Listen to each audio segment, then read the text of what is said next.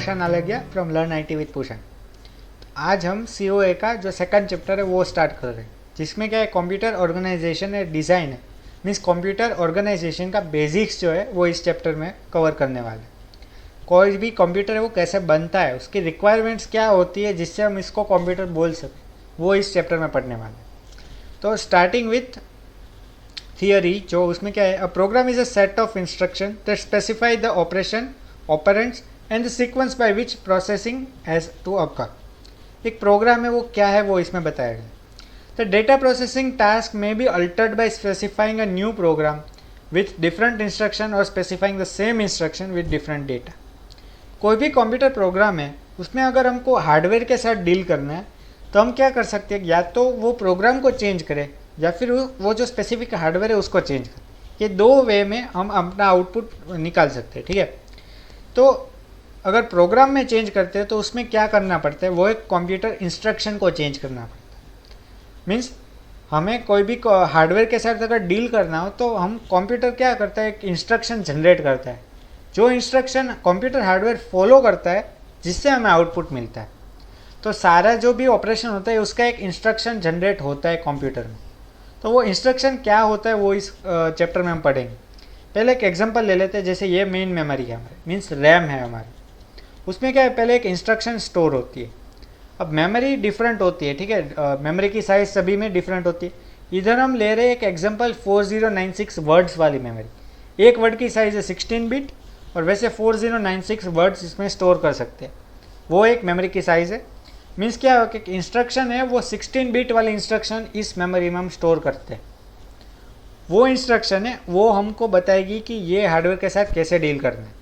वैसे ही एक होता है ऑपरेंड्स। ऑपरेंड्स मीन्स क्या है, जो डेटा हमारे पास अवेलेबल है। जैसे एक हमने एग्जांपल लिया ए = 2 बी = 3 और हमें कंप्यूट करना है a + b। तो ए की वैल्यू जो है 2 और 3 वो किधर स्टोर होगी, वो ऑपरेंड में स्टोर होगी।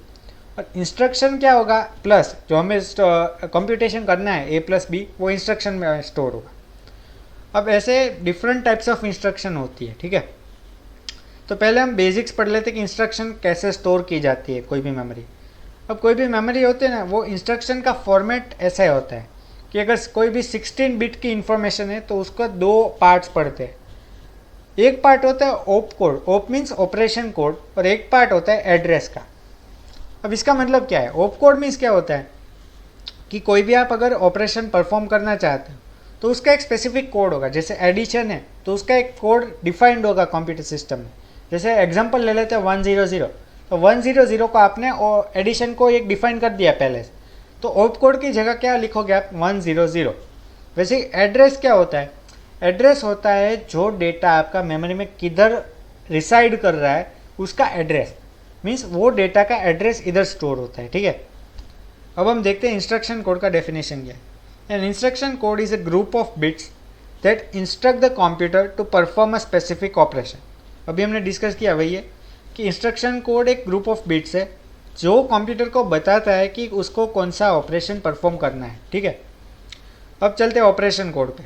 ऑपरेशन कोड की डेफिनेशन क्या है, the operation code of a instruction is a group of bits that define such operation as add, subtract, multiply, shift and complement. ये सारे ऑपरेशन पॉसिबल है, ठीक है, कंप्यूटर में। तो उसका एक स्पेसिफिक कोड होता है। वो कोड कहाँ पे स्टोर होता है, वो ऑपरेशन कोड है, वो इंफॉर्मेशन इंस्ट्रक्शन फॉर्मेट में इधर स्टोर होता है, ठीक है।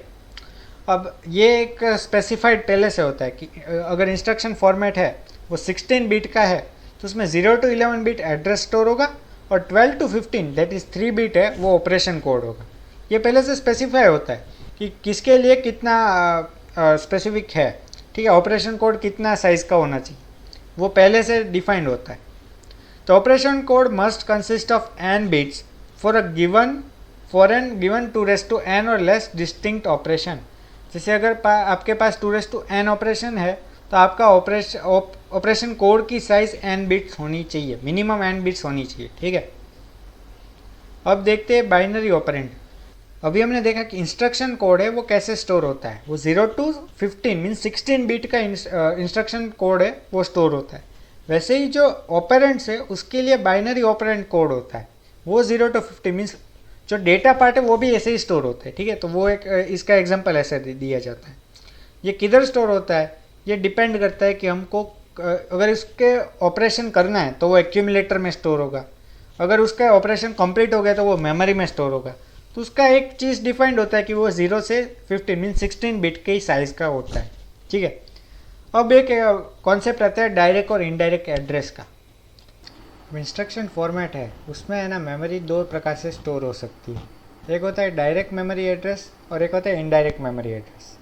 अब डायरेक्ट और इनडायरेक्ट मेमोरी एड्रेस में डिफरेंस क्या है, तो उसको एक एग्जांपल से पढ़ते हैं, ठीक है। तो ये एड्रेस है, उसको स्टोर करने के लिए दो मेथड्स है, एक के direct memory address. Direct means क्या होता है, ये अगर ये जो इंस्ट्रक्शन फॉर्मेट है ना वो मेमोरी में ऐसे स्टोर होता है, ठीक है। आई इधर 0 है, ऑप कोड क्या है, इधर ऐड लिखा है और एड्रेस है 457। तो 457 मीन्स क्या है कि उस जगह पे आप जाओगे तो आपको उसका ऑपरेंड मिल जाएगा, डायरेक्टली उसकी वैल्यू मिल जाएगी। अब जबकि इनडायरेक्ट मेमोरी एड्रेस में क्या होता है कि अगर ऐसे इंस्ट्रक्शन कोड है तो उसमें जो लिखा होगा वो एक्चुअली दूसरे एड्रेस का कोई भी एड्रेस होगा, मीन्स एड्रेस का एड्रेस होगा। अगर 300 लोकेशन पे जाओगे तो आपको दूसरा एड्रेस मिलेगा, उस एड्रेस पे आप जाओगे मीन्स 1350 पे जाओगे तब आपका ऑपरेंड मिलेगा। मीन्स आपको डायरेक्ट मेमोरी एक्सेस नहीं मिला, आपको इनडायरेक्ट मेमोरी एक्सेस मिला। आपको एक एड्रेस मिला जिसकी मदद से आप दूसरे एड्रेस पे गए और उस एड्रेस पे आपको आपका ऑपरेंड मिला, ठीक है। तो ये एक है इनडायरेक्ट मेमोरी एड्रेस। तो ऐसे दो प्रकार के एड्रेसिंग पॉसिबल है कि इस एड्रेस में आप डायरेक्टली उस मेमोरी का एड्रेस भी लिख सकते हो और या फिर एक उसका पॉइंटर बना लो, या फिर उसको ऐसा बोल सकते हैं कि एड्रेस का भी दूसरा एड्रेस है उसको भी आप लिख सकते हो, ठीक है। इसको इनडायरेक्ट मेमोरी एक्सेस बोला जाता है। अब नेक्स्ट पे चलते हैं रजिस्टर्स। अभी हमने प्रीवियस वीडियो में देखा था रजिस्टर्स होते क्या है, वो 1 बिट ऑफ इंफॉर्मेशन को होल्ड करते हैं। तो there are different types of registers available in computer system. तो कौन से रजिस्टर है, उसकी साइज़ क्या है, उसका फंक्शन क्या है, ये आपको बाय हार्ट होना चाहिए।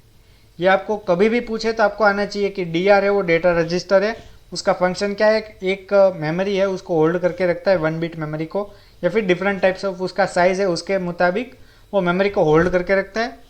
उसकी साइज़ क्या है डेटा रजिस्टर की, तो उसकी साइज़ है 16 बिट्स, वो भी आपको याद होना चाहिए। DR means data register, AR means address register, AC means accumulator, IR means instruction register, PC means program counter, TR means temporary register जिसमें टेम्पररी वैल्यू स्टोर होती है, INPR means input register, OUTR means output register. इनकी size है वो आपको याद रखनी है, उसके लिए कोई ट्रिक मेरे पास अवेलेबल नहीं है, पर इसका नेम से आप उसका फंक्शन याद रख सकते हो। जैसे डेटा रजिस्टर है वो क्या करता है, कोई भी डेटा को स्टोर करता है, इसके लिए इसका नाम क्या करता है, डेटा रजिस्टर रखा है। वैसे ही एक होता है एड्रेस रजिस्टर। एड्रेस रजिस्टर क्या करता है, डेटा होता है उसका एड्रेस वो स्टोर करके रखता है, इसलिए इसका नाम क्या है, एड्रेस रजिस्टर। फिर एक एक्यूमुलेटर। एक्यूमुलेटर मैंने प्रीवियस वीडियो के स्टार्टिंग में बताया था कि एक्यूमुलेटर क्या होता है। एक्यूमुलेटर इज़ नथिंग बट जो CPU के सबसे ज़्यादा नज़दीक जो रजिस्टर अवेलेबल होते हैं उसका एक्यूमुलेटर बोलते हैं। एक्यूमुलेटर का काम क्या होता है कि जब भी कोई ऑपरेशन परफॉर्म हो रहा हो तो वो एक्यूमुलेटर के अंदर परफॉर्म होगा, जो वैल्यू होगी वो एक्यूमुलेटर में स्टोर होगी। क्यों, क्योंकि वो CPU से सबसे ज़्यादा नज़दीक है। फिर होता है एक IR that is instruction register, जो भी हमने ऊपर देखा कि इंस्ट्रक्शन रजिस्टर का फॉर्मेट क्या होता है और उसमें वैल्यू कैसे स्टोर की जाती है, वो है इंस्ट्रक्शन रजिस्टर। वैसे एक होता है प्रोग्राम काउंटर। प्रोग्राम काउंटर क्या करता है कि कोई भी प्रोग्राम अगर रन हो रहा है तो वो जैसे एक प्रोग्राम रन हो रहा है 1+2, 2+3, 3+4, तो पहले क्या हो रहा है 1+2, वो जो वैल्यू आई वो एक टेम्पररीली स्टोर करेगा और उसको पता होगा कि नेक्स्ट ऑपरेशन क्या करना है। मीन्स वो क्या करता है, holds the address of the instruction. Next operation क्या करना है वो प्रोग्राम काउंटर उसका काउंट रखता है कि कब तक हमें ये ऑपरेशन करना है, वो प्रोग्राम काउंटर रखेंगे। फिर एक होता है टेम्पररी रजिस्टर। इसमें क्या होता है, कोई भी डेटा टेम्पररीली स्टोर होता है या फिर टेम्पररीली होल्ड होता है। अगर रीसेट होगा मीन्स उससे क्लॉक पल्स का चेंज होगा तो उसमें से डेटा निकल जाएगा, ठीक है। नेक्स्ट होता है इनपुट रजिस्टर। अगर आपने कुछ इनपुट दिया, जो इनपुट डिवाइसेस है उससे कुछ इनपुट आया तो इनपुट रजिस्टर में स्टोर होता है। वैसे ही कोई ऐसी डेटा है जो आपको आउटपुट देना है फ्यूचर में, मीन्स डिस्प्ले करना है या फिर प्रिंट आउट करना है, तो प्रिंटर के लिए जो रजिस्टर यूज होता है वो आउटपुट रजिस्टर है। वो उसका सिंबल क्या है, OUTR, ठीक है। उसकी साइज़ क्या होती है 8 बिट्स की। ये आपको बाय हार्ट होना चाहिए, कभी भी कोई भी पूछे तो ये आपको आना चाहिए, क्योंकि ये जो ऐसा टेबल है जो पूरे COA में यूज़ होगा। अभी मैं जितना भी पढ़ाऊँगा सब में ये चीज़ यूज़ होने वाली, तो ये आपको आना चाहिए, ठीक है। अब ये उसका रिप्रेजेंटेशन है कि कौन सा रजिस्टर है, उसको कैसे रिप्रेजेंट किया जाता है, उसकी साइज़ क्या है, ठीक है। ये आप देख सकते हो वीडियो पॉज करके। अब सबका फंक्शन क्या होता है वो मैंने अभी ऊपर बता दिया है। आपको पढ़ना है तो आप वीडियो पॉज करके एक एक का फंक्शन पढ़ सकते हो, ठीक है। ये सारे उसके फंक्शंस है, फंक्शन अवेलेबल है, वो आप पढ़ सकते हो। अभी एक आते हैं कॉमन बस पे। अब प्रीवियस वीडियो में हमने डिस्कस किया कि कॉमन बस होती क्या है। कॉमन बस इज़ नथिंग बट एक ऐसा वायर सिस्टम जो सारे कंपोनेंट्स के साथ अटैच, मीन सारे कंपोनेंट्स को अटैच करता हो, ठीक है। वो is nothing but a wire system जो सारे कंपोनेंट्स को एक साथ अटैच करके या फिर इंटीग्रेट करता हो, ठीक है। इसका पर्पज़ क्या है? Common bus system is use to provide a path to transfer data from register to register और in between registers and memory. अब ये कॉमन बस इस स्पेसिफिक चैप्टर के लिए भी हम पढ़ने वाले हैं, ठीक है। इसमें कॉमन बस का मतलब क्या है कि ये अभी हमने डिफरेंट टाइप्स ऑफ रजिस्टर पढ़े, उन सारों को एक साथ कनेक्ट करना पड़ता है। क्यों? क्योंकि ट्रांसफ़र होता रहता है कि ये रजिस्टर में से वैल्यू इस रजिस्टर में गई, इस मेमोरी में से वैल्यू रजिस्टर में आई, रजिस्टर में से वैल्यू मेमोरी में गई।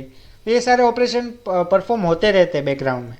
तो ये होने के लिए हमारे पास एक ऐसा वायर होना चाहिए जो सबको कनेक्ट कर रहा है, तो उसको बोलते हैं कॉमन बस। अगर आपको डेफिनेशन पूछा जाए तो ऐसा ही लिखना है कि कॉमन बस is a system which connects all the hardware components of the computer system, ठीक है। उसको बस कॉमन बस बोला जाता है। अब कॉमन बस में हार्डवेयर कंपोनेंट्स कौन से वो भी आपको स्पेसिफाई करना पड़ेगा, क्योंकि रजिस्टर्स है, मेमोरी यूनिट है, कंट्रोल यूनिट है, उन सबको इंटीग्रेट करता है, वो कॉमन बस होता है। अब कॉमन बस है ना, उसको बनाने के लिए एक स्पेसिफिक वे है। प्रीवियस वीडियो में देखा था कि कॉमन बस किससे, मल्टीप्लेक्सर से बनाया था हमने। इस वीडियो में भी सेम कॉन्सेप्ट यूज़ होने वाला है कि कॉमन बस किससे, मल्टीप्लेक्सर से बनाएंगे। ये जो इंपॉर्टेंट पॉइंट्स है पहले वो देख लेते हैं। Common bus uses a multiplexer to implement common bus. Memory and all registers are connected through a common bus, ठीक है। ये सारी चीज़ें कनेक्टेड होती है। We consider 3 selected lines. अब इधर हम क्या कर रहे हैं, 8 कंपोनेंट्स है उसको इंटीग्रेट कर रहे हैं। अगर 8 इनपुट है इसलिए आपको 3 कंट्रोल पिन की ज़रूरत पड़ेगी। ये कैसे डिसाइड किया, 2 टू द पावर n। अगर 8 इनपुट्स है, 8 को क्या लिख सकते हैं, 2 टू द पावर 3, तो 3 आपको कंट्रोल पिन्स की ज़रूरत पड़ेगी, S0, S1 और S2। वैसे अगर 16 इनपुट्स होते तो 2 टू द पावर 4, तो आपको 4 कंट्रोल पिन की ज़रूरत पड़ती। वैसे आप डिसाइड कर सकते हो, ठीक है। ये दिया है 2 टू द पावर n से आप डिसाइड कर सकते हो कि इधर 3 कंट्रोल पिन की ज़रूरत पड़ती है। अब ये इसका डायग्राम है कि कैसे कंट्रोल बस वर्क करता है। अब ये आपने अभी मैंने पढ़ा AR, PC, DR, AC, INPR, IR, TR और आउटर OUTR, ठीक है। ये सारे रजिस्टर्स हैं। इन सब को एक कॉमन बस कनेक्ट करती है। ये एक कॉमन बस है, ये सबको कनेक्ट करती है। अब ये जो है, ये ऊपर वाला पार्ट, ये एक्चुअली मल्टीप्लेक्सर है। इसमें कंट्रोल पिन्स दिए S2, S1 और S0, ठीक है। ये कंट्रोल पिन्स है और ये सारे हमारे इनपुट्स है। इसमें जो भी वैल्यू स्टोर करनी है या फिर इसमें से वैल्यू रिट्रीव करनी है वो किससे होगी, ये मल्टीप्लेक्सर की मदद से करेंगे। और ये जो वायर है सबको कनेक्ट करते हैं, उसको कॉमन बस बोलते हैं। अब इसमें 2 चीज़ें एक्स्ट्रा है। एक है ये मेमोरी यूनिट, मीन्स जो हमारी मेन मेमोरी जो रैम होती है वो मेमोरी यूनिट है। और एक है ALU, ठीक है। ALU मीन्स क्या, जो हमारा control arithmetic and logic unit है उसको ALU बोलते हैं। तो वो एक एक्स्ट्रा है, क्यों? क्योंकि उसकी मदद से हम डिफरेंट कंप्यूटेशन कर सकते हैं। और ये सारे रजिस्टर्स है। ये इसका बेसिक डायग्राम है। अगर आपको कोई पूछे कि कंट्रोल कॉमन बस बनाइए विच इंटीग्रेट्स ऑल द रजिस्टर्स, तो ये आपको डायग्राम आना चाहिए, ठीक है। इसमें पहले क्या करना है, इस डायग्राम को लर्न करने की एक ट्रिक है। पहले आपको मैंने पहले ही बताया था कि सारे रजिस्टर्स का नाम याद होना चाहिए। इसका कोई सीक्वेंस मैटर नहीं करता है, पर आपको सारा नाम याद होना चाहिए।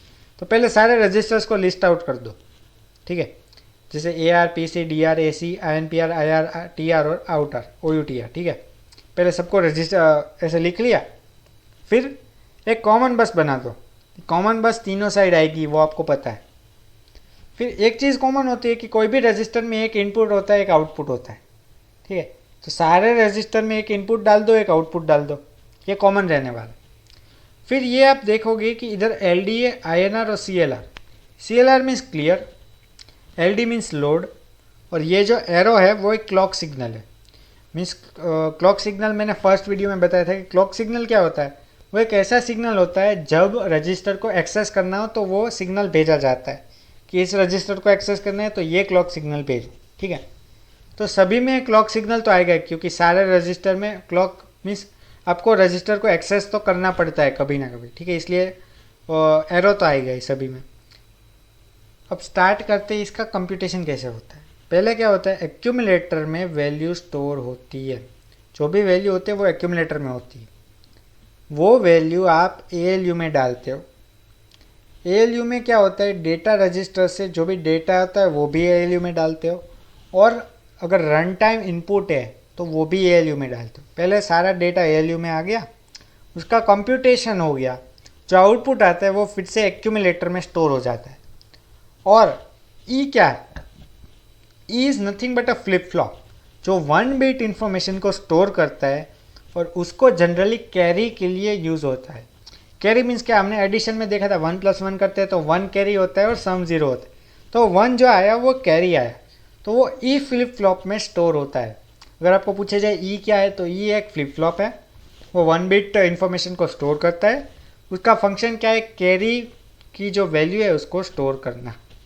ये हमारा पूरा कॉमन बस का डायग्राम है, इसमें भी कुछ हार्ड चीज़ है नहीं, सारे रजिस्टर को लिस्ट किया है और उसको कॉमन बस के साथ कनेक्ट किया है, ठीक है। और क्लॉक सिग्नल, आपको एक चीज़ याद रखनी, कोई भी अगर आप प्रोग्राम या फिर कोई भी सर्किट बना रहे हो तो एक चीज़ तो आएगी, सभी कंपोनेंट्स के साथ क्लॉक सिग्नल आएगा। तो पहले क्लॉक सिग्नल कनेक्ट कर दो। कॉमन बस के साथ सारे कंपोनेंट्स अटैच होते हैं तो वो भी कर दो, जैसे मेमोरी यूनिट है वो भी अटैच्ड है, ALU है वो भी कंट्रोल कॉमन बस के साथ तो अटैच होता ही है। कैसे, तो ये एक्यूमुलेटर के थ्रू कनेक्टेड है, इसलिए वो कनेक्शन है। सारे रजिस्टर का एक इनपुट होता है, एक आउटपुट होता है, वो भी आप बना सकते हो। तो ख़त्म हो गया, इतना ही होता है। कोई भी आप अगर स्टडी करते हो कॉमन बस का तो इतने इसमें इतना ही है, उसके अलावा कुछ भी नहीं है। अब नेक्स्ट पे चलते हैं, जो है कंप्यूटर इंस्ट्रक्शन। अब कंप्यूटर का जो हमने इंस्ट्रक्शन कोड अभी प्रीवियसली देखा वो 3 प्रकार से होता है या फिर 3 प्रकार का होता है। एक है मेमोरी रेफरेंस इंस्ट्रक्शन, एक है रजिस्टर रेफरेंस इंस्ट्रक्शन, एक है इनपुट आउटपुट इंस्ट्रक्शन। अब इंस्ट्रक्शन है वो डिफरेंट टाइप्स की होती है, या तो वो मेमोरी के लिए होती है, या फिर वो रजिस्टर के लिए इंस्ट्रक्शन है, या फिर वो इनपुट आउटपुट के लिए इंस्ट्रक्शन है, ठीक है। तो फर्स्ट पहले डिस्कस करते हैं मेमोरी रेफरेंस इंस्ट्रक्शन, जो ये फर्स्ट वाली है। इसका एक कैरेक्टरिस्टिक है, इसको अगर स्टोर करते हैं तो इसका फॉर्मेट ऐसे होता है। अभी हमने देखा 0 to 11 बिट एड्रेस स्टोर होता है, 12 to 14 बिट ऑप कोड होगा, और जो लास्ट बिट बचेगा उसमें आई वैल्यू स्टोर होगी। आई का मतलब क्या है, वो मोड बिट है। मोड मीन्स क्या, अभी हमने ऊपर देखा था मेमोरी है ना, उसके 2 प्रकार से एक्सेस किया जा सकता है, एक है डायरेक्ट एक्सेस और एक है इनडायरेक्ट एक्सेस। अगर आप इनडायरेक्ट एक्सेस करते हो तो जो आई है वो वैल्यू 1 होती है, अगर आप डायरेक्ट एक्सेस करते हो तो आई की वैल्यू 0 होती है, ठीक है। आई की वैल्यू डिपेंड करती है जो कि आप कौन सा एक्सेस कर रहे हो, ठीक है, मेमोरी। तो ऐसे मेमोरी रेफरेंस इंस्ट्रक्शन ऐसे स्टोर होता है, इसको डिटेल में हम बाद में पढ़ने वाले हैं, ठीक है। दूसरा होता है रजिस्टर रेफरेंस इंस्ट्रक्शन। अगर रजिस्टर के साथ कोई भी इंस्ट्रक्शन करनी हो, मीन्स कंप्यूटर को इंस्ट्रक्शन देने के रजिस्टर के साथ मैनिपुलेशन करे, तो ये ऐसे इसका फॉर्मेट होता है। इसमें मोड बिट होता है ना, वो एक्चुअल में होता नहीं है, ये इसके साथ इंटीग्रेट होता है। पर इसमें ध्यान ये रखना है कि अगर मोड बिट की जगह जो 15th बिट है वो अगर 0 है तो उसको रजिस्टर रेफरेंस इंस्ट्रक्शन बोलेंगे, अगर 15th बिट है वो 1 है तो उसको इनपुट आउटपुट इंस्ट्रक्शन बोलेंगे, ठीक है। अगर रजिस्टर रेफरेंस इंस्ट्रक्शन है तो उसमें ये वाला बिट 0 होगा और ये वाला बिट इनपुट आउटपुट में 1 होगा। अब आपको सवाल आएगा कि मेमोरी रेफरेंस को रजिस्टर रेफरेंस को डिफ्रेंशिएट कैसे करना है, क्योंकि दोनों 16 बिट के कोड है। तो आपको इधर दिख रहा होगा कि जो ऑपरेशन कोड है वो हमेशा इसमें 111 रहेगा, इनपुट आउटपुट में हमेशा 111 रहेगा, ठीक है। तो ये इसका एक डिफ्रेंशिएटिंग फैक्टर है कि ऑप कोड है वो 111 होगा। आई की वैल्यू आप चेंज कर सकते हो, वैसे ही मेमोरी रेफरेंस में ऑप कोड हमेशा 000 से आप 6 तक जा सकते हो, ठीक है। ये 7 है, आप 6 तक जा सकते हो। अब इसके बारे में डिटेल में पढ़ते हैं आगे। अब ये एक इम्पॉर्टेंट है, the type of instruction is recognised by the computer control from the 4 bits in position 12 through 15 of the instruction. जो मैंने बताया कि ये जो है 12 से 15 तक का जो इंस्ट्रक्शन है, वो जो 15th बिट है वही डिफ्रेंशिएट करता है कि जो 15 बिट अगर 0 है तो रजिस्टर रेफरेंस होगा, अगर 1 है तो इनपुट आउटपुट रेफरेंस होगा, ठीक है। अब नेक्स्ट पे चलते हैं कि ये कौन से कंपोनेंट इंस्ट्रक्शंस अवेलेबल है कंप्यूटर में। तो अभी हमने देखा था कि कौन से ऑपरेशंस अवेलेबल है, ठीक है। प्रीवियस वीडियो में देखा था कि कौन से ऑपरेशंस अवेलेबल है, तो उसके हिसाब से कंप्यूटर को इंस्ट्रक्शन दे सकते हैं कि आप कंप्यूटर उसको इंस्ट्रक्शन देंगे कि ये ऑपरेशन परफॉर्म करो, ठीक है। तो उसके लिए इंस्ट्रक्शन क्या है, उसके एक इंस्ट्रक्शन कोड भी होता है। अब इसको कैसे दिखा, ये टेबल है ना, ये आपको याद होना चाहिए। इसमें भी ऐसा है, इसमें ये चैप्टर है ना, उसमें जनरली मगअप करना ज़्यादा है, ठीक है। इसलिए आप जितना याद रखोगे उतना ईजी होगा आपको अंडरस्टैंड करने के लिए। थोड़ी चीज़ें ऐसी है जिसको आपको याद कंपलसरी रखना ही है, उसका कोई सॉल्यूशन नहीं है, ठीक है। जैसे इधर है एंड ऑपरेशन या फिर एंड इंस्ट्रक्शन, 2 बिट है उसका एंड करना है, एंड ऑपरेशन करना है, ठीक है। तो इसके लिए एंड डी सिंबल यूज होता है। उसका इंस्ट्रक्शन कोड क्या है, तो इधर क्या है, ये जो कोड दिया है ना 0xxx 8xx, ये हेक्साडेसिमल में दिया है, ठीक है। उसको आप पहले बाइनरी में कन्वर्ट करो। तो हेक्साडेसिमल टू बाइनरी कन्वर्जन कैसे होता है वो फर्स्ट वीडियो में मैंने सिखाया था। कोई भी बीट होता है उसको 4 डिजिट में कन्वर्ट करना होता है। जैसे ये और एक एग्जांपल लेते हैं, जैसे ये 7800 दिया है, ये हेक्साडेसिमल में है। तो इसको अगर हम बाइनरी में कन्वर्ट करते हैं तो पहले 7 का बाइनरी क्या होता है 0111, 8 का बाइनरी 1000, 0 का बाइनरी 0000, 0 का बाइनरी 0000। तो ये 16 बिट में कन्वर्ट हो गया, ठीक है। ये है instruction code, actual instruction code ये है। इसके हिसाब से क्लासिफिकेशन किया गया है। ये जो ऊपर के इतने दिए गए ये मेमोरी ट्रांसफ़र है या फिर मेमोरी रेफरेंस जो इंस्ट्रक्शन है वो ये है। ये जो सारे दिए ये रजिस्टर रेफरेंस इंस्ट्रक्शन है, और ये जो सारे दिए ये इनपुट आउटपुट इंस्ट्रक्शन है, ठीक है। तो ये आपको पता होना चाहिए कि कौन से किस कैटेगरी में लाई करते हैं। ये सारे क्या कौन से मेमोरी रेफरेंस है, ये सारे रजिस्टर रेफरेंस है, ये सारे इनपुट आउटपुट के लिए, ठीक है। अब पहले मेमोरी रेफरेंस है, उसमें कौन कौन से आते हैं। तो एंड मीन्स क्या, 2 जो आपका वर्ड होगा उसमें एंड ऑपरेशन करना है। एड मीन्स क्या, add memory word to accumulator, means जो भी वर्ड होगा उनका एडिशन परफॉर्म करना है। एलडीए मीन्स लोड होता है, load memory word to accumulator, जो भी वर्ड है उसको लोड करना है एक्यूमुलेटर में, ठीक है। फिर एसटीए मीन्स स्टोर। अब लोड का मीन्स क्या है, मेमोरी जो प्राइमरी रैम है उसमें से आप रजिस्टर में वैल्यू ला रहे हो, और स्टोर का मतलब क्या है, रजिस्टर में से आप मेमोरी में वैल्यू भेज रहे हो। तो ये दोनों एक दूसरे का उल्टा है, ठीक है। लोड करना मीन्स मेमोरी में से रजिस्टर में आना है, स्टोर मीन्स रजिस्टर में से मेमोरी में जाना है। फिर BUN means branch unconditionally, BSA means branch and save return address. ये तो बहुत ही इंपॉर्टेंट एक्चुअली इंस्ट्रक्शंस है, इसको आपको आगे डिटेल में स्टडी करना है, ठीक है। फिर एक होता है ISZ, increment and skip if 0। तो ये कंडीशन चेक होती है, अगर 0 है तो स्किप करना है और वरना इंक्रीमेंट करना है, ठीक है। वैसे ही रजिस्टर रेफरेंस में क्या होता है, क्लियर है। जो रजिस्टर स्पेसिफिक होता है ना उस पर कौन से ऑपरेशन पॉसिबल है, एक तो क्लियर है। फिर एक फ्लिप फ्लॉप है, फ्लिप फ्लॉप को भी आप क्लियर कर सकते हो, कॉम्प्लीमेंट कर सकते हो, सर्कुलेट कर सकते हो। सर्कुलेट मीन्स एक वैल्यू आप ऐसे सर्कुलेट कर सकते हो, इंक्रीमेंट कर सकते हो या डिक्रीमेंट कर सकते हो। अब डिफरेंट टाइप्स ऑफ इंस्ट्रक्शन भी होती है जो कोई कंडीशन पे डिपेंड करती है। Skip next instruction if accumulator is positive, skip करना है अगर एक्यूमुलेटर नेगेटिव है, स्किप करना है अगर एक्यूमुलेटर 0 है, स्किप करना है अगर E0 है, E मीन्स कैरी 0 है, और हॉल्ट करना है। हॉल्ट का मीन्स क्या, कुछ भी चेंज नहीं करना है, जो स्टेट अभी है उसको कैरी फॉरवर्ड कर, उसको हॉल्ट बोलते हैं, ठीक है। और लास्ट में है इनपुट आउटपुट जो इंस्ट्रक्शन है वो क्या है। INP means input character to accumulator, output में OUT means output character to accumulator. SKI means skip on input flag, SKO में skip on output flag. Input flag और आउटपुट फ्लैग क्या होते हैं वो भी हम आगे देखेंगे। ION मीन्स इंटरप्ट ऑन और IOF means interrupt off. Interrupt क्या होता है वो भी हम आगे देखने वाले। तो ये भी आपको पता होना चाहिए कि कौन से ऑपरेशन के लिए कौन सा कोड यूज़ होता है। ये हेक्साडेसिमल में दिया है, उसको आपको बाइनरी में कन्वर्ट करना होता है, ठीक है। अभी आगे बढ़ते इंस्ट्रक्शन सेट कंप्लीटनेस। अब कोई भी इंस्ट्रक्शन सेट होता है ना, उसको कंप्लीट होने के लिए स्पेसिफिक रूल्स को फॉलो करना पड़ता है। तो वो क्या क्या रूल्स है कि एरिथमेटिक, लॉजिकल और शिफ्ट इंस्ट्रक्शन उसमें होनी चाहिए। दूसरा, instructions for moving information to and from memory and processor register, means memory में से रजिस्टर में या फिर रजिस्टर में से मेमोरी में ट्रांसफ़र करने के लिए उसमें एक इंस्ट्रक्शंस होनी चाहिए। फिर प्रोग्राम कंट्रोल इंस्ट्रक्शन होनी चाहिए, मीन्स वो एक चेक करना चाहिए कि अगर ये चीज़ है वो एग्जीक्यूट हो रही है तो वो वैलिड है या फिर इनवैलिड है। फिर नेक्स्ट क्या होता है, इनपुट आउटपुट इंस्ट्रक्शन होनी चाहिए, मीन्स जो हमारे पास डिवाइसेस है, कीबोर्ड है, माउस है, डिस्प्ले है, प्रिंटर है, तो वो सारे डिवाइसेस के साथ इंटरेक्ट करने के लिए भी इंस्ट्रक्शन अवेलेबल होने चाहिए। अब आते हैं timing and control. Timing and control है ना, वो एक इम्पोर्टेंट कॉन्सेप्ट है।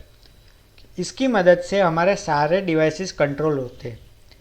एक होता है मास्टर क्लॉक जनरेटर। वो क्या करता है, वो एक ऐसी क्लॉक जनरेट करता है जिससे सभी डिवाइसेस को कंट्रोल किया जा सके। अभी हमने देखा था कि प्रीवियस वीडियो में भी देखा था कि कोई भी डिवाइसेस को अगर कंट्रोल करना है तो उसके लिए क्लॉक की ज़रूरत पड़ती है। क्लॉक सिग्नल अगर भेजते हैं उसके हिसाब से डिवाइस वर्क करता है, ठीक है। तो वही होता है टाइमिंग एंड कंट्रोल में, कि आपके पास एक ऐसा डिवाइस है जो क्लॉक सिग्नल भेजता है, उसके हिसाब से मैनिपुलेशन होता है। अब कंट्रोल करना है ना जब भी कोई भी सर्किट, तो वो दो प्रकार से हो सकते हैं, या फिर आप हार्डवेयर में चेंज करो या फिर आप सॉफ्टवेयर में चेंज करो। जैसे आप अगर कंप्यूटर में कोई भी चेंज करते हो, ठीक है, तो वो कैसे होता है, आप उसके प्रोग्राम लिखते हो और वो चेंज हो जाता है। वैसे अगर आप सर्किट में कोई चेंज करते हो तो वो हार्डवायर्ड कंट्रोल है, मीन्स आपने एक्चुअली में वायर का चेंज, हार्डवेयर का चेंज किया है, तब उसमें चेंज आया आउटपुट में, तो वो हार्डवायर्ड कंट्रोल। अब इन दोनों का जो डिफरेंस है वो एग्जाम में पूछा जाता है, ठीक है, वो आपको आना चाहिए। तो हार्डवायर्ड कंट्रोल में पहले देख लेते हैं। Hardwired control unit generates the control signal needed for the processor using logic circuits. Means अगर हार्डवायर्ड कंट्रोल यूनिट में अगर चेंज करना तो उसमें क्या लॉजिक सर्किट्स यूज़ होती है, जो लॉजिक गेट्स है हमारे पास, उसका यूज़ करके हम हार्डवायर्ड कंट्रोल चेंज कर सकते हैं। वैसे माइक्रो प्रोग्राम कंट्रोल में क्या होता है, हम प्रोग्राम चेंज करके हार्डवेयर का मीन्स इम्प्लीमेंट कर सकते हैं हमारा आउटपुट। हार्डवायर्ड कंट्रोल है वो फास्टर होता है, क्योंकि वो डायरेक्टली हार्डवेयर के साथ डील करता है। माइक्रो प्रोग्राम कंट्रोल है वो स्लोअर होता है, क्योंकि उसमें माइक्रो इंस्ट्रक्शन है, उसको एग्जीक्यूट करने के लिए मल्टीपल ट्रांसलेशन करना होता है, ठीक है, इसलिए ये थोड़ा स्लोअर होता है। ये डिफ़िकल्ट टू मॉडिफाई है, ये इजी टू मॉडिफाई है। ये मोर कॉस्टलियर है, ये लेस कॉस्टलियर है। It can not handle complex instructions, और ये कॉम्प्लेक्स इंस्ट्रक्शन को इजीली हैंडल कर सकता है, क्योंकि ये हमको प्रोग्राम लिखना है, उसके हिसाब से हमें आउटपुट मिलेगा। इसमें तो एक्चुअली हार्डवेयर बनाना है तो वो कॉम्प्लेक्स हो जाएगा। और इसमें limited number of instruction run कर सकते हैं, इसमें many number of instruction run कर सकते हैं। और ये किससे बनता है, ये गेट्स, फ्लिप फ्लॉप्स और डिकोडर्स के बनता है, और ये माइक्रो प्रोग्राम से बनता है, ठीक है, ये आपको आना चाहिए। अब हार्डवायर्ड कंट्रोल यूनिट का जो एक्चुअल कंट्रोल यूनिट क्या है, ये एग्जाम में पूछा जाता है, ये भी आपको आना चाहिए। अब कंट्रोल यूनिट बनाना हो तो इसके लिए तीन चीज़ों की ज़रूरत पड़ती है। एक है इंस्ट्रक्शन रजिस्टर, दूसरा है डिकोडर और तीसरा है काउंटर। ये तीन चीज़ है, इसकी मदद से आप कंट्रोल यूनिट बना सकते हो। एक्चुअली में गेट्स भी होते हैं और उसको हम गिनते नहीं, ठीक है। पहला क्या है, इंस्ट्रक्शन रजिस्टर। तो आपके पास पता है कि इंस्ट्रक्शन रजिस्टर क्या होता है, उसका फॉर्मेट क्या है, वो भी हमने पढ़ लिया। फिर एक होता है डिकोडर। अभी हमने देखा कि जो ऑप कोड होता है, ऑपरेशन कोड, वो इधर स्टोर होता है 3 बिट में, उसको ट्रांसलेट करना पड़ता है कि उसका मतलब क्या है, तो उसके लिए डिकोडर का यूज़ होता है। तो ये कौन सा डिकोडर है, 3x8 डिकोडर है, 3 बिट को 8 बिट में डिकोड करके हमें देता है। फिर एक होता है 4x16 डिकोडर। इसका यूज़ क्या होता है, हमने अभी देखा कि ये जो डिकोडर है ये क्या करता है, ऑपरेशन कोड कौन सा यूज़ हो रहा है वो पता चलता है। और एक डिकोडर क्या होता है कि वो इसलिए यूज़ होता है कि उसके ऊपर से हमें टाइमिंग सिग्नल डिसाइड करता है। वो क्या होता है वो देखते हैं। अगर आप कोई भी सच एग्जांपल लेते हैं कि आप अगर कोई वर्क कर रहे हो, जैसे कोई टास्क है वो 4 सेकंड ले रहा है कंप्लीट होने में, या फिर 4 CPU की साइकिल ले रहा है कंप्लीट होने में, और आपका CPU 16 साइकिल तक रन कर रहा है। कैसे? क्योंकि ये डिकोडर है, 4x16 है, मीन्स आपने अगर 4 का इनपुट दिया तो वो 16 टाइम्स वो साइकिल रिपीट करेगा। तो आपका इनपुट तो आपका आउटपुट है वो 4 साइकिल में ही आ जा रहा है, और आपका CPU है वो 16 टाइम्स रन कर रहा है। तो वो तो वेस्टेज हो रहा है ना आपका रिसोर्सिस का। तो उसको कंट्रोल करने के लिए हमारे पास टाइमिंग सिग्नल्स होते हैं। ये T0 to T15 दिख रहे हैं, वो आपके 16 टाइमिंग सिग्नल्स है।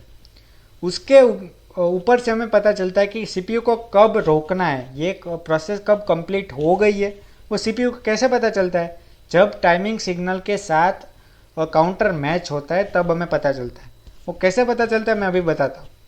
तो सर्किट में बेसिकली क्या होता है, एक 4 बिट का सीक्वेंस काउंटर होता है जो हमें बताता है कि कब तक हमारा प्रोग्राम रन होना चाहिए, या फिर कब तक ये सर्किट रन होनी चाहिए। दूसरा है डिकोडर। डिकोडर क्या करता है? इससे टाइमिंग सिग्नल जनरेट करता है। ऊपर होता है इंस्ट्रक्शन रजिस्टर, और इसमें ऑप कोड होता है 3 बिट का। वो 3 बिट को डिकोड करके 8 बिट में कन्वर्ट करते हैं डिकोडर।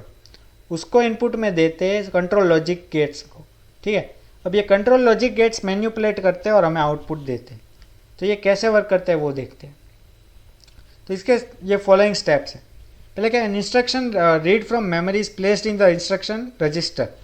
तो IR में पहले वैल्यू स्टोर होगी। ठीक है, इंस्ट्रक्शन रजिस्टर में वैल्यू स्टोर होगी। फिर क्या होगा, तो operation code in bits 12 through 14 are decoded. Means हमें पता है कि 12 से 14 तक जो स्टोर होता है वो ऑप कोड होता है, उसको पहले डिकोड करना है।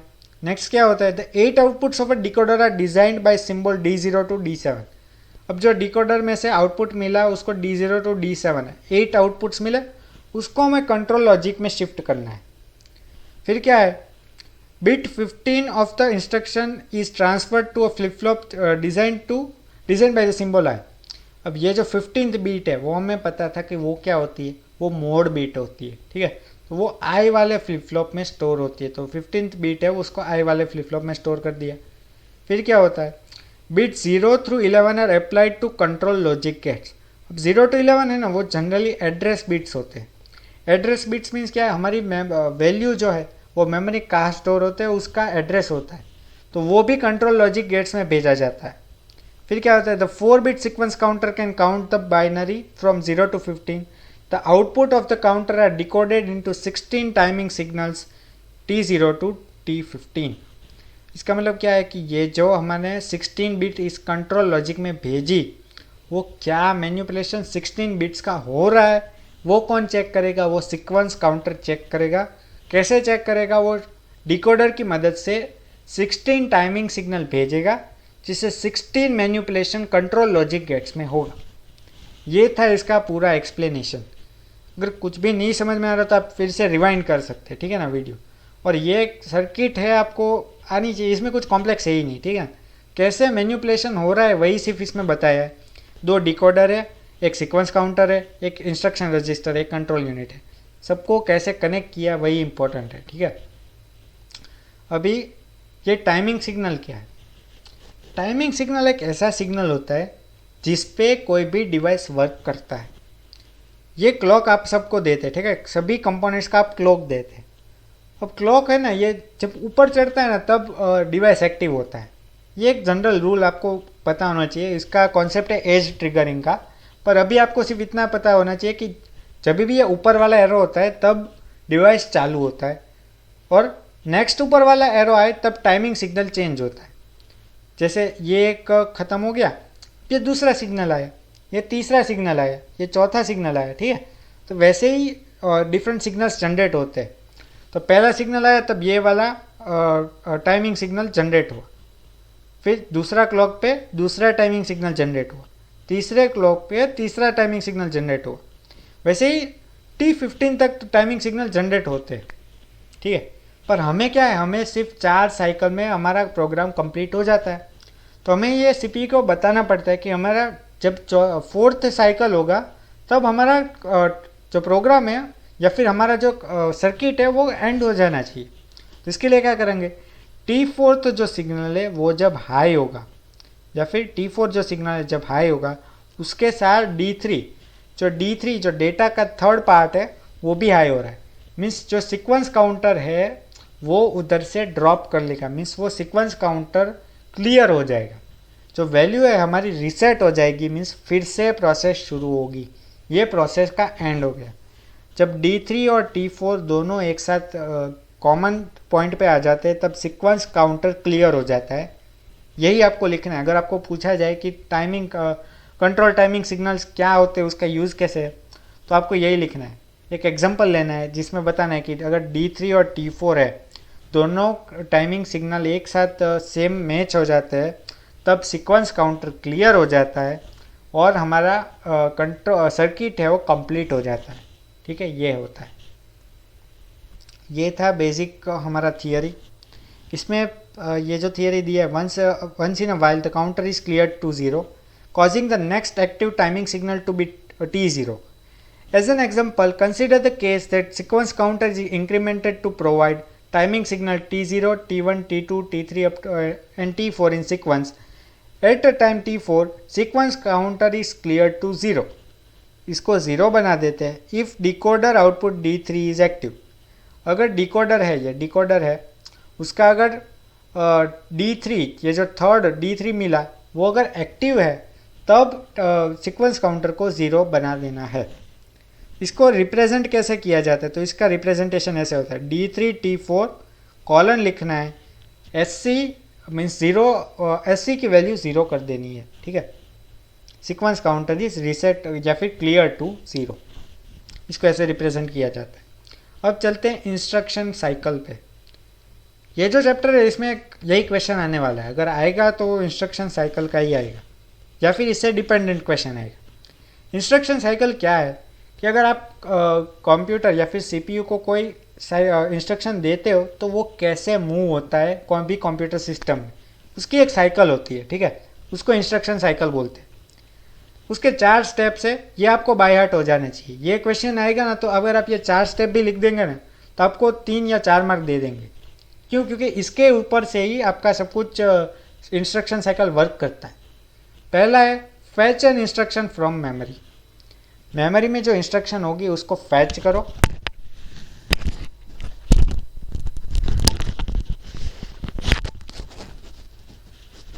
फिर क्या करना है, जो इंस्ट्रक्शन फैच कर ली उसको डिकोड करो, उसका मतलब जानो कि वो क्या कहना चाहती है, या फिर जो ऑपरेशन कोड है उसको डिकोड करो। नेक्स्ट है read the effective address from memory if the instruction is indirect access. अगर एड्रेस कैसे 2 प्रकार से स्टोर होता है, एक डायरेक्ट एड्रेस होता है, एक इनडायरेक्ट एड्रेस होता है। तो जैसे भी एड्रेस है उसको पहले मेमोरी में से निकालो और हमारे एक्यूमुलेटर में डालो। फिर क्या होता है, एग्जीक्यूट द इंस्ट्रक्शन। ये 4 स्टेप से इंस्ट्रक्शन साइकिल वर्क करती है। उसका वर्किंग कैसे वो देखते हैं। पहला स्टेप है फैच एंड डिकोड, या फिर ये दोनों स्टेप है ना उसको मर्ज कर दिया, फैच एंड डिकोड। पहले क्या करना है, मेमोरी में से हमें इंस्ट्रक्शन लेनी है, उसको रजिस्टर में स्टोर करना है। ये क्या है, fetch from the memory store in the register. Second क्या है, डिकोड क्या करना है, ऑपरेशन कोड को डिकोड करना है। ये 2 ऑपरेशन एक साथ होते हैं, तो कैसे होते हैं वो देखते हैं। ये उसकी सर्किट है। ठीक है, कॉमन बस वाली अभी ऊपर सर्किट देखी थी वैसी ही सर्किट है। इसमें चेंज क्या आएगा कि ये जो रजिस्टर है वो कम हो गई। ठीक है, इसमें AR, PC और IR का ही यूज़ हुआ है। AR means address register, PC means program counter, IR means instruction register. ये 3 का इधर दिखाया गया है। कॉमन बस का अभी हमने डायग्राम देखा, वैसा ही डायग्राम, सारी चीज़ें सेम है। पहले स्टार्ट कहाँ से करेंगे, तो प्रोग्राम काउंटर से करेंगे। प्रोग्राम काउंटर एड्रेस रजिस्टर को सिग्नल देगा। क्या देगा, सिग्नल देगा। एड्रेस रजिस्टर मेमोरी यूनिट में से वैल्यू को रीड करेगा। क्या करेगा, रीड करेगा।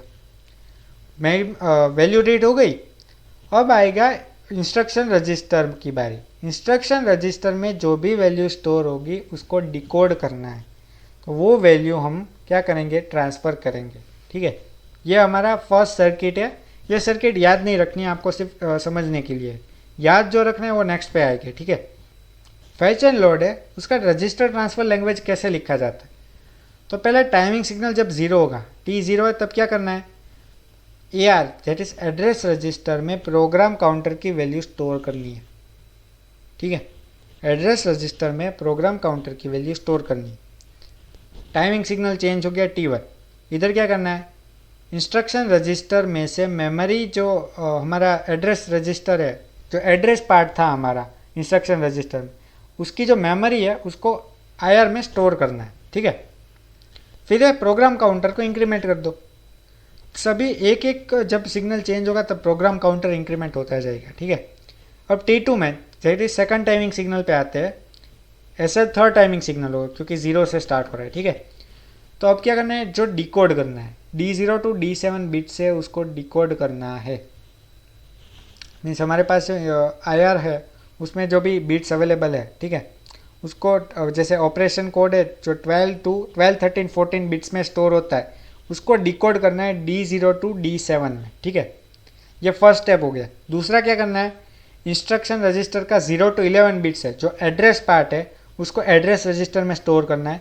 तीसरा पार्ट क्या होगा, IR दैट इज 15th, जो 15th बीट था उसको आपको 1 इनिशियलाइज कर देना। क्यों, क्योंकि ये मेमोरी ट्रांसफ़र है, इसलिए मेमोरी एक्सेस है, इसलिए 1 स्टोर कर देना। ठीक है, ये बेसिक पार्ट था फैच एंड डिकोड का। फर्स्ट स्टेप क्या आएगा, फैच एंड डिकोड। अब सेकंड स्टेप था read the effective address from memory. हमने देखा था मेमोरी कैसे दो प्रकार से स्टोर होती है, एक है डायरेक्ट एक्सेस, एक है इनडायरेक्ट एक्सेस। डायरेक्ट एक्सेस में क्या होता है, डायरेक्टली हमारे पास एड्रेस होता है, उधर जाएंगे तो हमको मेमोरी मिल जाएगी। इनडायरेक्ट एक्सेस में क्या होता है, हमारे पास एड्रेस होता है, उधर जाएंगे तो दूसरा नंबर मिलेगा और दूसरा नंबर के ऊपर से हमें आउटपुट मिलेगा। ठीक है, ये इनडायरेक्ट एक्सेस। और फोर्थ स्टेप क्या था, एग्जीक्यूशन था। अब ये पूरी साइकिल अभी हमने डिस्कस की, उसको एक फ्लो चार्ट की मदद से समझते हैं। और ये फ्लो चार्ट आपको बाय हार्ट होना चाहिए। ये क्वेश्चन पूछा जाता है तो ये फ्लो चार्ट आपको ड्रॉ करना है। बहुत ही सिंपल है। पहले स्टार्टिंग करते हैं, स्टार्ट फ्रॉम सीक्वेंस काउंटर को 0 से इनिशियलाइज कर दो। Start SC equals to 0, sequence counter 0 है। नेक्स्ट पे चलते AR, प्रोग्राम काउंटर की वैल्यू एड्रेस रजिस्टर में स्टोर करो। Fetch and decode first step है, उसको पहले करना है। फैच किया, प्रोग्राम काउंटर की वैल्यू एड्रेस रजिस्टर में स्टोर कर दी। सेकंड स्टेप क्या है, मेमोरी जो पार्ट है, ठीक है, उसको इंस्ट्रक्शन रजिस्टर में स्टोर कर दो। मेमोरी ऑफ एड्रेस रजिस्टर, जो एड्रेस हमें भेजा उस पर जो मेमोरी अवेलेबल है उसको इंस्ट्रक्शन रजिस्टर में स्टोर कर दो और प्रोग्राम काउंटर को इंक्रीमेंट कर दो। नेक्स्ट पार्ट में चलते, अब डिकोड करने का। ये हमारा फैच हो गया, इस मेन मेमोरी में से रजिस्टर में हमारा आ गया। ठीक है, रजिस्टर में वैल्यू आ गई। अब उसको डिकोड करना है। डिकोड कैसे करते हैं कि जो ऑपरेशन कोड अवेलेबल होता है 3 बिट का, जो 16 बिट कंप्यूटर होता है उसमें 3 बिट का ऑपरेशन कोड होता है, उसको डिकोड करना है 3x8 डिकोडर की मदद से। तो जो आउटपुट मिला वो क्या मिलेगा, D0 to D7। दूसरा होगा हमारे पास एड्रेस रजिस्टर, या फिर IR में जो भी एड्रेस पार्ट था 0 to 11 बिट्स का, उसको एड्रेस रजिस्टर में स्टोर करना है। और एक 15th बीट अवेलेबल था जो मोड बीट के नाम से बोला जाता है, उसको I में स्टोर करना है। वो एक्स्ट्रा बीट है, उसमें वो क्या डिसाइड करता है कि मेमोरी एक्सेस कौन सी है, डायरेक्ट मेमोरी एक्सेस है या फिर इनडायरेक्ट मेमोरी एक्सेस है। इतना आपको, इधर तक आपको तो स्पेसिफिक आना ही चाहिए। ये बहुत बेसिक था। क्या स्टेप था, फैच एंड डिकोड। ये जो पहले 3 स्टेप या फिर पहले 4 स्टेप है, ये क्या है, फैच एंड डिकोड। अब इधर डिसाइड करना होता है कि जो जो 15th बिट जो I में हमने स्टोर की उसकी वैल्यू क्या है। अगर उसकी वैल्यू 0 है तो वो मेमोरी रेफरेंस होगा, अगर उसकी वैल्यू 1 है तो वो रजिस्टर रेफरेंस होगा।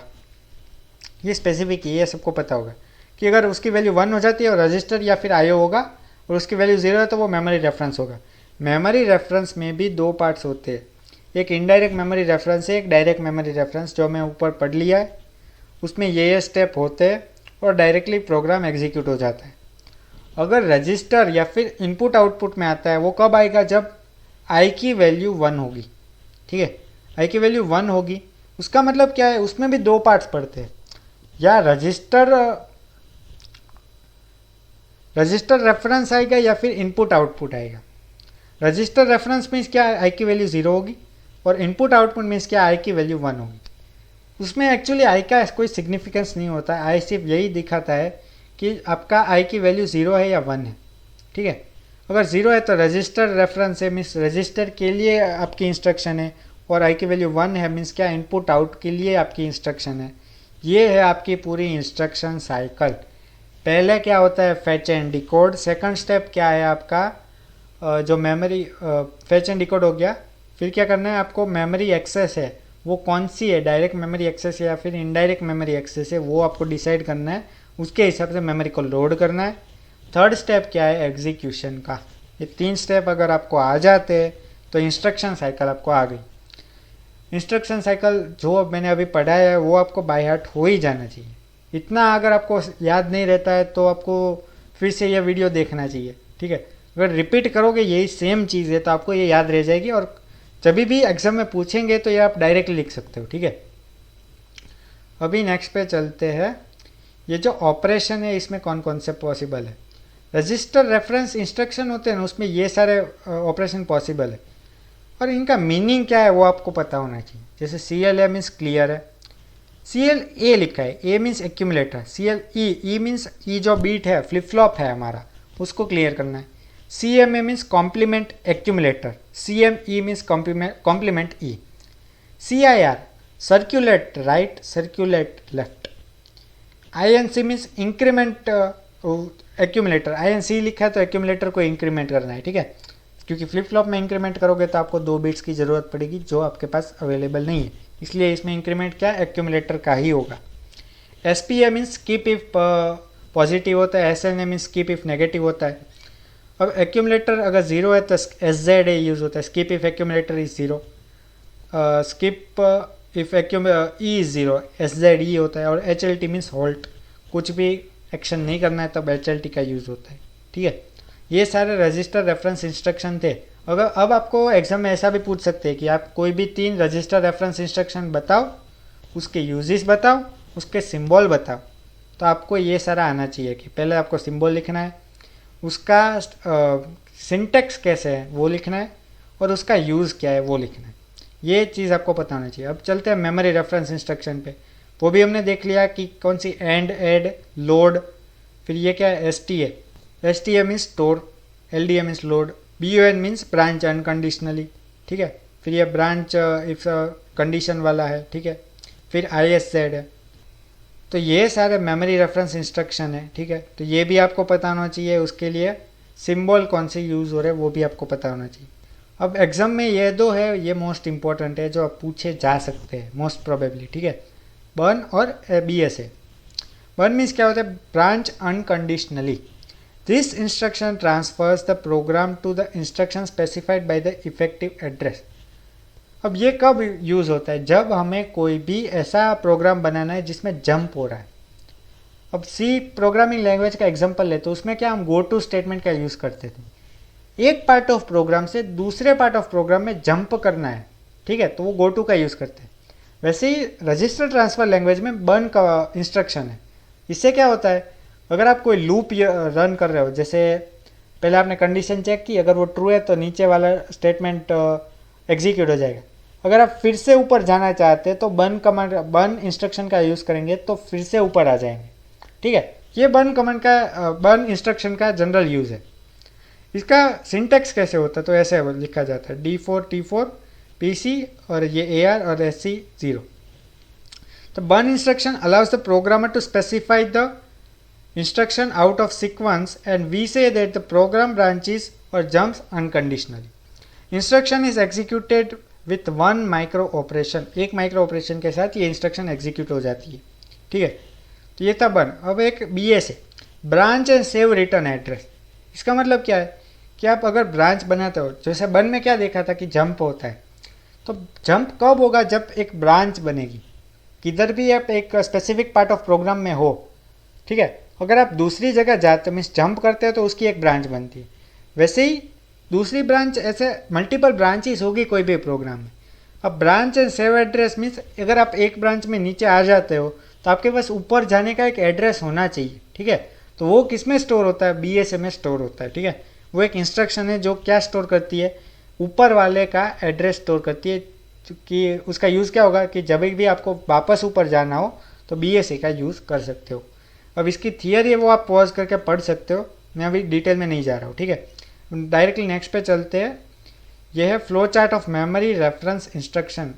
तो ये इसमें कुछ ज़्यादा है नहीं, ठीक है ना, ये सिर्फ फ्लो चार्ट दिखाया है, पर इसमें सारे कमांड्स ही लिखे कि एंड है तो वो कैसे होता है, तो ये ऑपरेटर के साथ होता है, ऐड कैसे होता है तो एडिशन के साथ होता है, उसका कमांड क्या है, या फिर रजिस्टर ट्रांसफर लैंग्वेज में कैसे लिखा जाता है, ये सारा इसमें दिया गया है। वीडियो पॉज करके ये भी आप देख सकते हो, एक बार रिफ़र कर सकते हो। अभी नेक्स्ट पे चलते हैं, input output instruction. Last part है जो इनपुट आउटपुट है, ठीक है। इसमें क्या होगा कि आप कोई भी इनपुट आउटपुट लेते हो तो उसमें कैसे इंस्ट्रक्शन है वो कैसे लिखी जाती है। अब ये जो पार्ट है ये थोड़ा डीप में पढ़ने की ज़रूरत है, ठीक है। अभी सीपीयू है ना वो क्लॉक साइकिल पे वर्क करता है। मीन्स एक क्लॉक साइकिल कंप्लीट हुई तो सीपीयू पूरा एक बार रन हो गया, ठीक है। वैसे मल्टीपल क्लॉक साइकिल्स होती है। और हमारा इनपुट आउटपुट डिवाइस होता है, जैसे कीबोर्ड है, तो वो जब भी डेटा सीपीयू को भेजेगा तब वो एक एग्जीक्यूशन कंप्लीट करेगा। तो वो सीपीयू को कैसे पता चलेगा कि ये डेटा इसका है, तो हमारे पास कॉमन बस होती है जिससे डेटा ट्रांसफ़र होता है, पर दोनों की स्पीड डिफरेंट होती है। सीपीयू है ना वो बहुत ही फास्ट रन होता है, उसमें बहुत ही स्पीड एक्सेस बहुत फास्ट होता है, पर जो कीबोर्ड या फिर कोई भी इनपुट आउटपुट डिवाइस है उसमें से अगर आपको इन्फॉर्मेशन ट्रांसफ़र करनी है तो वो बहुत स्लो होता है। जैसे अगर सीपीयू है वो 1 नैनो सेकंड में एक बार घूम रहा है तो transfer rate generally micro seconds में होता है, तो बहुत बड़ा गैप है दोनों के बीच में। तो अगर इनपुट आउटपुट इंस्ट्रक्शन आप भेजोगे सीपीयू पे तो वो वेट करता रहेगा कि कब उसको इनपुट मिले, कब उसको आउटपुट मिले, कब उसको इंस्ट्रक्शन कंप्लीट मिले, तो तब तक वो सीपीयू आइडलली वेट करता रहेगा या हमारा रिसोर्स वेस्ट होगा। तो इसको अवॉइड करने के लिए हमारे पास एक चीज़ होती है जो है इंटरप्ट। अब इंटरप्ट मतलब क्या है, इंग्लिश लैंग्वेज में जनरल इंटरप्ट का मीनिंग देखते हैं तो उसका मतलब क्या है, अवरोध, कोई आपको रुकावट, ठीक है, उसको इंटरप्ट बोलते हैं। तो इंटरप्ट वो यूज़ क्यों होता है कि सीपीयू को बोलता है कि अपना काम करते रहो, जब इनपुट या आउटपुट आएगा तब मैं आपको इंटरप्ट दूंगा, तब आपको अपना काम स्टॉप करना है और जो इंटरप्ट आया उसको रिजॉल्व करना है। ये इंटरप्ट का कॉन्सेप्ट है, ठीक है। अब इसमें 3 चीज़ें इंपॉर्टेंट है, एक है एफजीआई, एक है एफजीओ और एक है आईएनपी का, ठीक है। तो ये सारे इंटरप्ट में एक थोड़े फ्लिप फ्लॉप्स यूज़ होते हैं, ठीक है। पहले IN, interrupt enabled flip flop, इसका आईएन से बोला जाता है। दूसरा एफजीओ, आउटपुट फ्लैग। तीसरा इनपुट फ्लैग, एफजीआई। अब ये फ्लैग का मतलब क्या है, जब भी आप कोई इनपुट देते हो, जैसे मैंने कीबोर्ड में कोई एक की को प्रेस किया है तो वो की है ना वो सीपीयू चेक करता रहता है कि आपने कोई चीज़ को प्रेस किया कि नहीं किया। वो कैसे करेगा, वो एक फ्लैग होता है, एक फ्लिप फ्लॉप सर्किट में होता है, वो जो चेक करता है जब भी आप की को प्रेस करते हो तो वो फ्लिप फ्लॉप की वैल्यू चेंज हो जाती है। अगर वैल्यू चेंज हो जाती है तो वो सीपीयू को बताता है कि अब आपको ये चीज़ या फिर ये प्रोग्राम एग्जीक्यूट करना है। अगर वो फ्लैग चेंज नहीं होता है तो हमने कोई इनपुट नहीं दिया, वो ऐसा हम गिन सकते हैं, ठीक है। वैसे एक आउटपुट फ्लैग होता है कि अगर हम वो आउटपुट निकला कि नहीं उसके लिए भी एक फ्लैग होता है। अगर आउटपुट नहीं निकला तो सीपीयू को बोलेगा कि ये अभी तक आउटपुट नहीं मिला है, ठीक है। तो इसके लिए एक आउटपुट फ्लैग होता है, एक इनपुट फ्लैग होता है।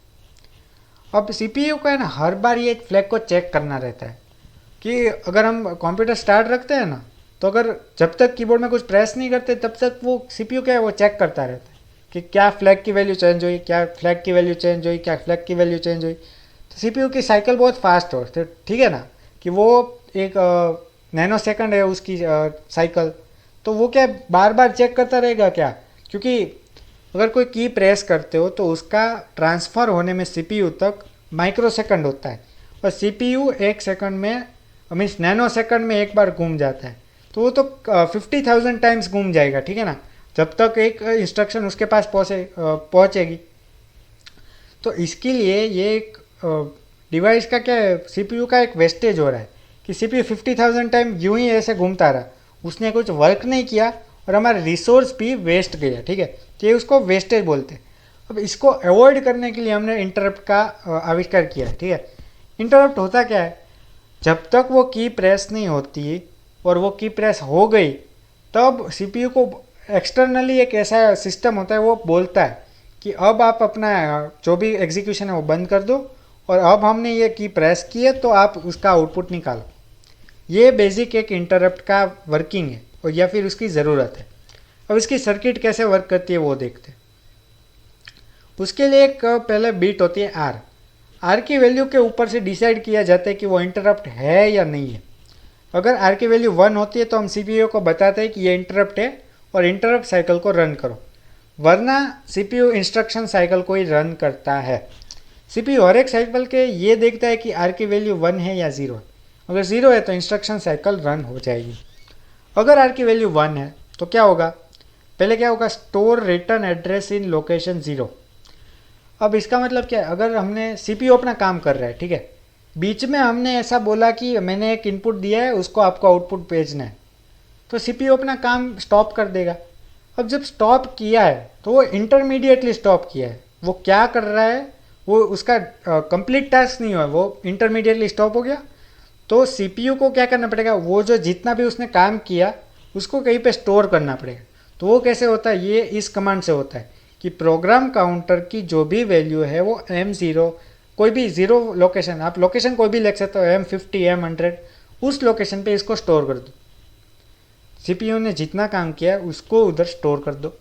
नेक्स्ट स्टेप क्या आएगा, ब्रांच टू लोकेशन 1, मीन्स अभी सीपीयू को इस जगह पे भेज दो या फिर ये इंस्ट्रक्शन एग्जीक्यूट करवाने के लिए सीपीयू को बोलो। तो वो क्या होगा, प्रोग्राम काउंटर के लिए वैल्यू 1 हो जाएगी, ठीक है, कि प्रोग्राम काउंटर इंक्रीमेंट हो गया। फिर आई एन आर की वैल्यू रिसेट की जाती है 0 से, मीन्स इंटरप्ट अब कंप्लीट हो गया। अब सीपीयू वापस जा सकता है अपने नॉर्मल स्टेट पे, ठीक है, और फिर से चेक करेगा कि इंस्ट्रक्शन साइकिल रन करनी है या फिर इंटरप्ट साइकिल रन करनी है। तो ये 2 प्रकार की साइकिल होती है, ठीक है। इंस्ट्रक्शन साइकिल में क्या होता है, फैच एंड डिकोड, अभी हमने ऊपर देखा वही है। पहले क्या होता है, फैच एंड डिकोड। अगर मेमोरी एक्सेस 2 प्रकार के होते हैं, डायरेक्ट मेमोरी एक्सेस, एक इनडायरेक्ट मेमोरी एक्सेस, जो भी होता है उसके हिसाब से एग्जीक्यूशन पॉसिबल है। फैच एंड डिकोड या फिर डायरेक्ट एग्जीक्यूशन होता है। अब ये 3 आए, IEN, FGI और FGO। इसका इंपॉर्टेंस है, IEN मीन्स क्या, कि अगर इंटरप्ट, अगर हमने पहले फैच एंड डिकोड तो कर लिया, उसके बाद अगर कोई इंटरप्ट जनरेट हुआ है कि नहीं, अगर नहीं हुआ है तो आपका एग्जीक्यूशन हो जाएगा। अगर इंटरप्ट जनरेट हुआ है तो फ्लैग की वैल्यू क्या है, या वो इनपुट के इंटरप्ट है या फिर वो आउटपुट का इंटरप्ट है। अगर इनपुट का इंटरप्ट है तो क्या होगा, वो आर को 1 से सेट कर देगा और आगे चला जाएगा। अगर इनपुट का इंटरप्ट नहीं है, मीन्स इसकी वैल्यू 0 है, तो आगे जाएगा और आउटपुट का इंटरप्ट है वो चेक करेगा। अगर आउटपुट का भी इंटरप्ट नहीं है तो वो आर को 1 सेट कर देगा और एग्जीक्यूशन कंप्लीट करेगा। ये बेसिक वर्किंग है एक इंटरप्ट का, या फिर इंटरप्ट साइकिल कैसे वर्क करती है, ये उसका वर्किंग साइकिल है, ठीक है। ये आपको पूछा जा सकता है क्योंकि इंटरप्ट साइकिल और इंस्ट्रक्शन साइकिल ये 2 ही इंपॉर्टेंट पार्ट है, ठीक है।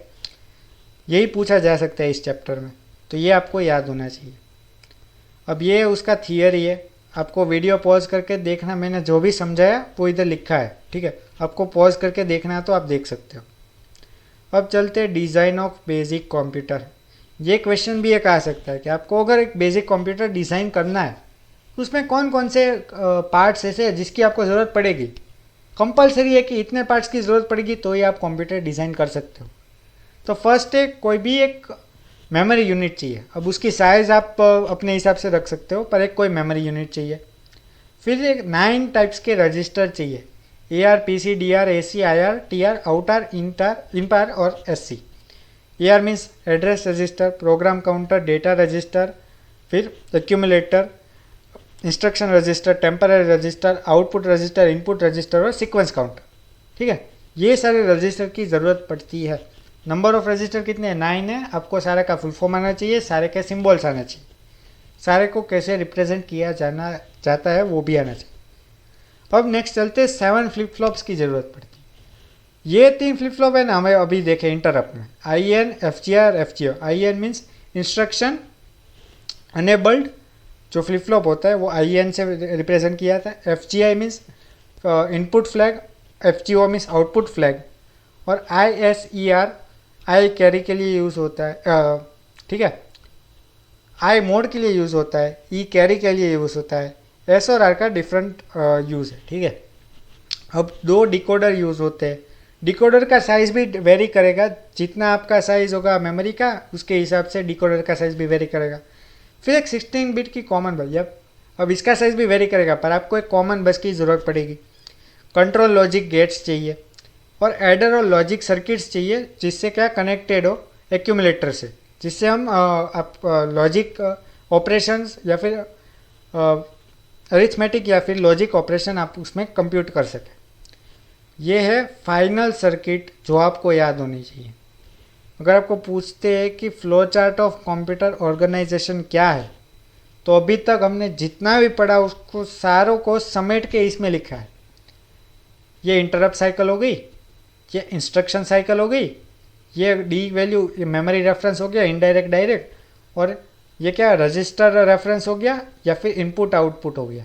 सारा जो भी पढ़ा सबको मिला के एक साथ लिख लिया है, तो हमारा क्या होगा, कंप्यूटर ऑर्गेनाइजेशन हो जाएगा।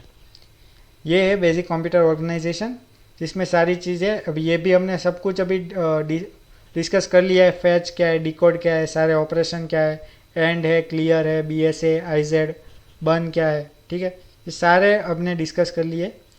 अब एक कॉन्सेप्ट आता है डिज़ाइन ऑफ एक्यूमुलेटर। एक्यूमुलेटर होता क्या है, वो हमने देखा कि एक ऐसा रजिस्टर है जो CPU के बहुत ही नज़दीक होता है, जिसमें कोई ऑपरेशन परफॉर्म होता है। तो उसका डिज़ाइन कैसा होता है एक्चुअली में, तो उसके लिए ये एक फिगर है और इसके नीचे एक फिगर है, दो फिगर को मिला के इसका डिज़ाइन बनता है।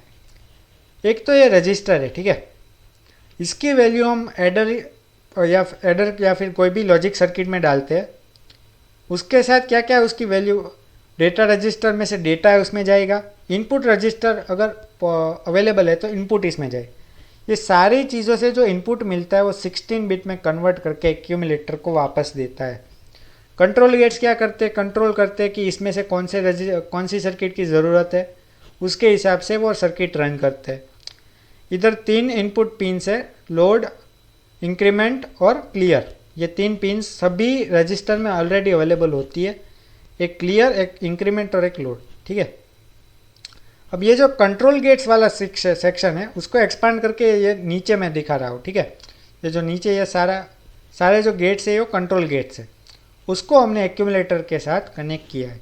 तो आप ये फिगर देख सकते हो, सारे गेट्स है, एंड और नॉट, DR, इंक्रीमेंट, डिक्रीमेंट है, कॉम्प्लीमेंट है, SHR, SHL means shift hand right, shift and left, increment INC है, CLR मीन्स क्लियर, ठीक है। और उन सारों को मीन्स ये क्या करता है, कंट्रोल सिग्नल होता है वो भेजता है एक्यूमुलेटर में, उसके हिसाब से होता है ऑपरेशन और हमको आउटपुट मिलता है।